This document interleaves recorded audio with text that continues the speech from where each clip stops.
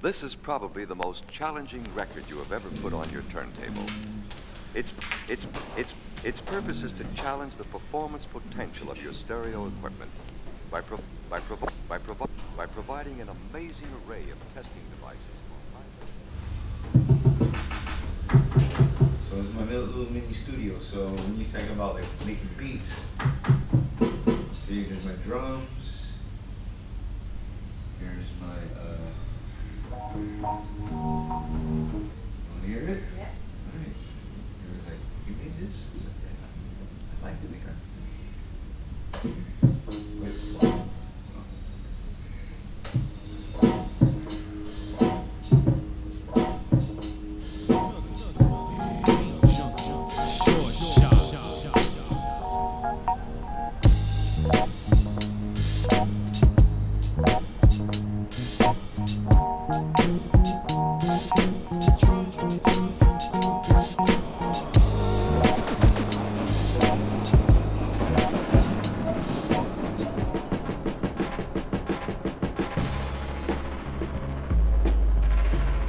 Hip hop. A lot of people know that hip hop was originated from New York City, and around that time it was like 1973. It didn't come out to the West Coast maybe until like in the 80s.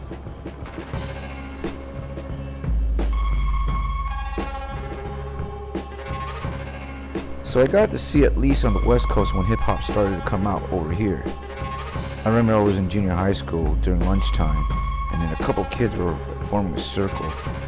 Someone sneaking his radio boombox with a cassette full of rap music, and of course we didn't know it was called rap music at the time.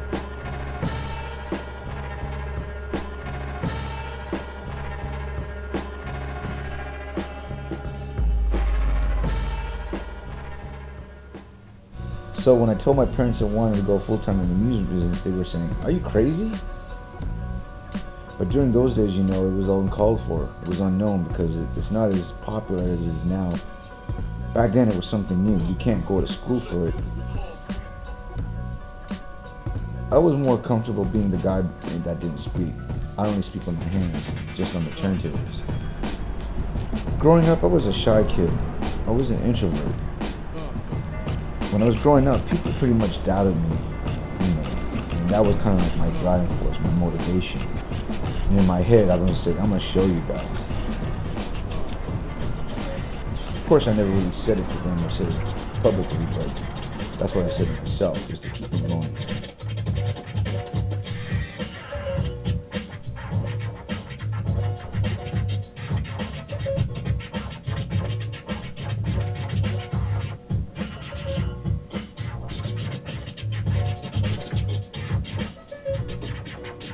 The music business taught me a lot. It made me learn how to speak out. Shout out to Matt and everybody who was inspired by the wonderful element and art of turntablism and DJing overall. My man Rhett Maddox in the building, and him and his Beat Junkie crew got a really, really, really dope setup at the school. Legends. Beat Junkie Sound Institute of Sound. Yes, sir. And we walk in and there's just like, man, like 30 people scratching at once. But they're all to the same like tempo and shit. So it was like really cool to see. The one who sparked the idea was D Styles, and he says, "Yo, man, you know, like, why don't we open a school?" And of course, you know, in hip hop, you don't want to share. It's like you're talking about digging in records. You don't want to share your secrets.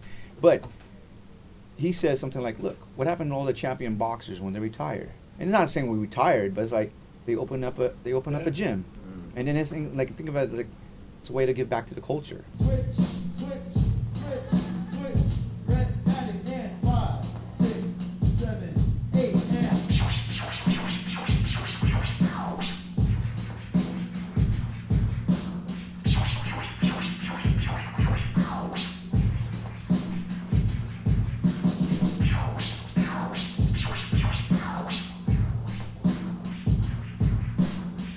When they first start learning, we teach them a vinyl.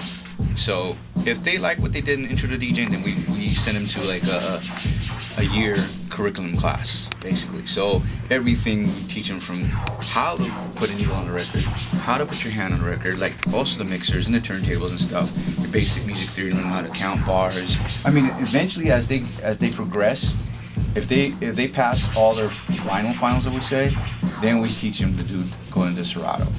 If your foundation is strong, if you start on a vinyl and turntables, I guarantee you can be even more better on Serato and on the controller.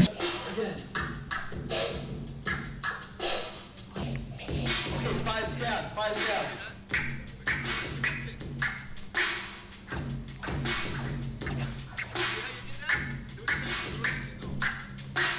Mello did push you up a little bit with some different combos, but it's the same, everything the same combos. But what is you had the problems with? Keeping your hand close to the record when you're doing releases. 1, 2, 3. I want to keep it close to the key point at the top. So we'll do 6. 5, 6, 7, 8, and 1, 2, 3, 4. You know what? Even though you are training these kids, which is beautiful, I think it's a great foundation, and it's also something that a lot of the generals and older individuals who love hip hop should take. What they can take from it is that we should fall back on the complaining, Yes. and do things to inspire the young. To improve the culture. Right. To improve the culture. That's number one thing we tell our students. We can't guarantee you any career whatsoever, whatever not, but we're gonna guarantee you a lifetime of passion of music. But we want you to come in here and just have, enjoy what you do, and we want you to build a community and come in, literally think of it like we're teaching like martial arts. It's a dojo, Mhm. Even if you get to be a black belt, you still gotta learn. As I got older, I turned 45. I needed to change my lifestyle. I was overweight. I was drinking a lot, smoking a lot, partying because of my lifestyle. So, I basically had to make a decision to change. Plus, my father passed away. So I got to be there for my mom. I had to get healthy. I had to move back home and, take care of her.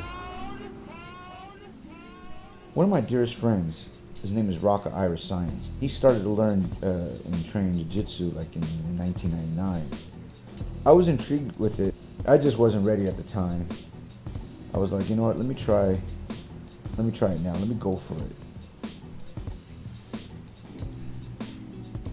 Jiu-jitsu, it makes you think about things, how to handle stuff in life. I've also, you get to build a lot of friendships from there. And that's cool because that's, you have something in common with that person, even though they come from a different background, different lifestyle. You might not like the same taste of music, or you might not like the same TV show or whatnot, but when we talk about jiu-jitsu, you can say, hey, let's try this move.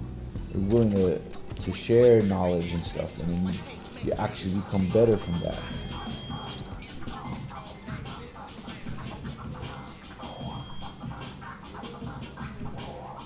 It's pretty crazy because jiu-jitsu in some ways helped me, and personally, and also helped me in terms of DJing. Even as an instructor, I've become a student because I have to learn stuff that I've been doing for many years and break it down and be more patient. And that's how it is the same thing with jiu-jitsu.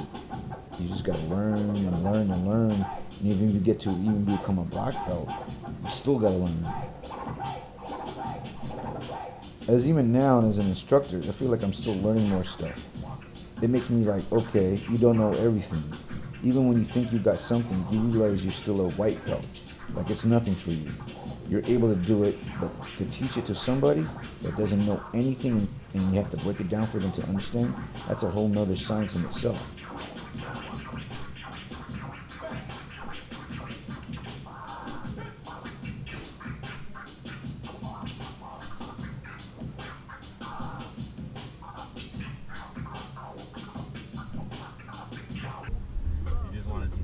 Yeah, I know Jay would have been mad at me, dude. Jay would have been like,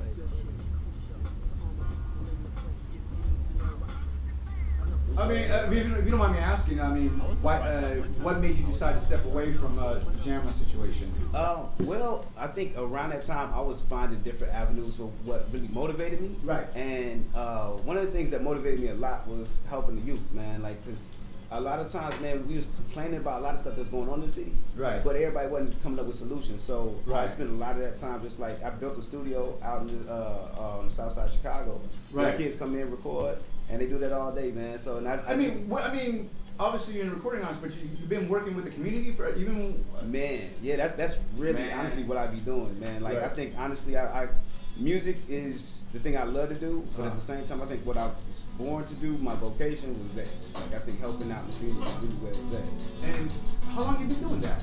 Man, I think I've been doing this for, I've been running the studio for 4 years.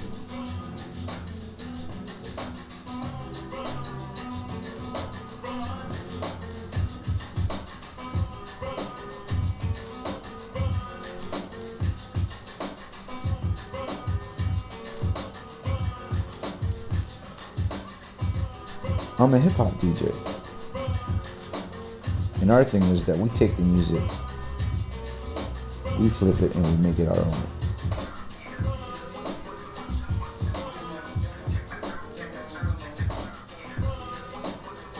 If we are to entertain the crowd, for the dance floor, our job is to take them on a journey, get them to sweat, take their frustrations out, taking them back to have some memories.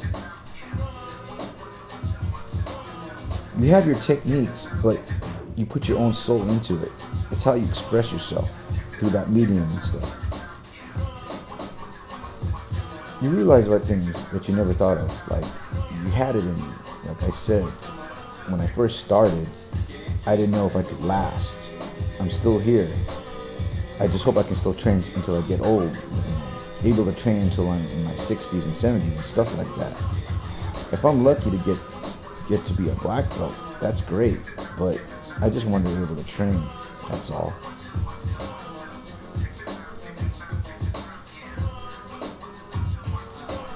So it's basically the same thing. It's that euphoria of feeling that you did, like even though you're exhausted, whatever, whatnot, but you did good.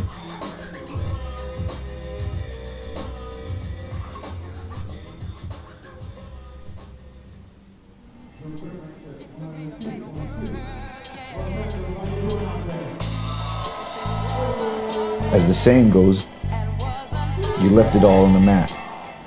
I do the same thing in DJing. I left it all on the stage.